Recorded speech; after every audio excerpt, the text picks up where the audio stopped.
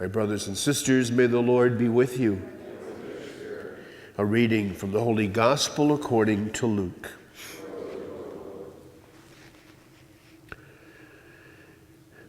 Mary said, "My soul proclaims the greatness of the Lord.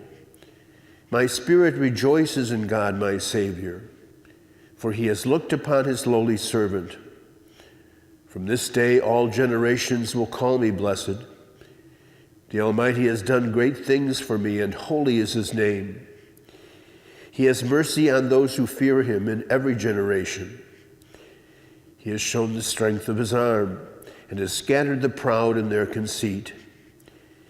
He has cast down the mighty from their thrones, and has lifted up the lowly. He has filled the hungry with good things, and the rich he has sent away empty. He has come to the help of his servant Israel, for he remembered his promise of mercy, the promise he made to our fathers, to Abraham and his children forever." Mary remained with Elizabeth about 3 months and then returned to her home. The Gospel of the Lord.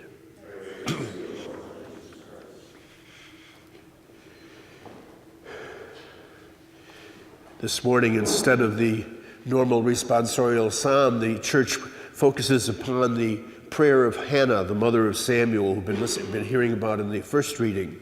And I want you to listen to the words of it again, mindful of what we just heard in the Magnificat.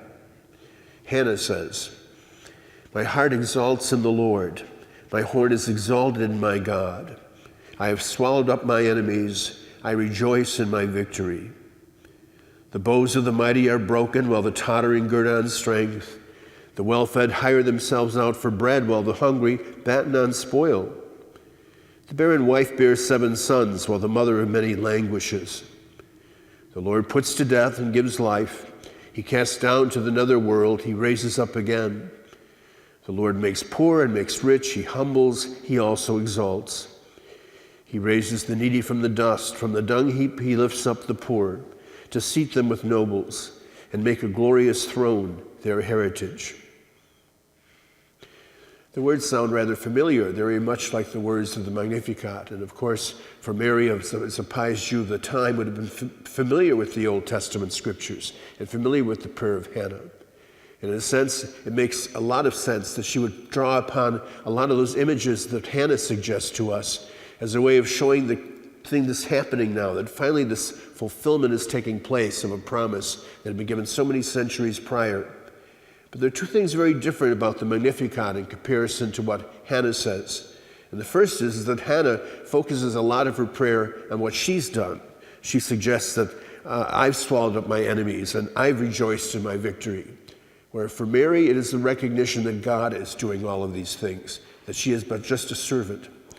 And the other element that's a little bit different in the Magnificat from Hannah's is that there's already an awareness, if you will, or at least a sensitivity to the fact that God is showing mercy not just to the people of Israel, although they always had a very preeminent role in that relationship because of the covenant that was made with them, but that God is showing mercy towards all those who fear him.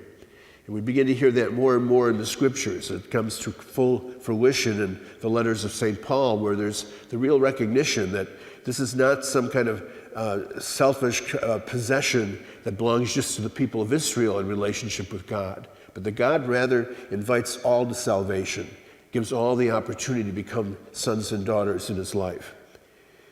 In these last final days of the Advent season, we continue to hear what takes place in those very moments prior to the Nativity event, of the transformation that took place for Zachariah and Elizabeth, and it will be alluded to again tomorrow in the Gospel, and how Mary herself specifically, as a young girl, tradition says probably around 12 years old at the time, is able to recognize the pattern and the promise of God and carry it out in her own life. In all those instances, it's a reminder to you and to me that in this new time, this new age, we are called to essentially preach the same message and to show the same sense of mercy towards each other that God in his mercy has shown towards each of us.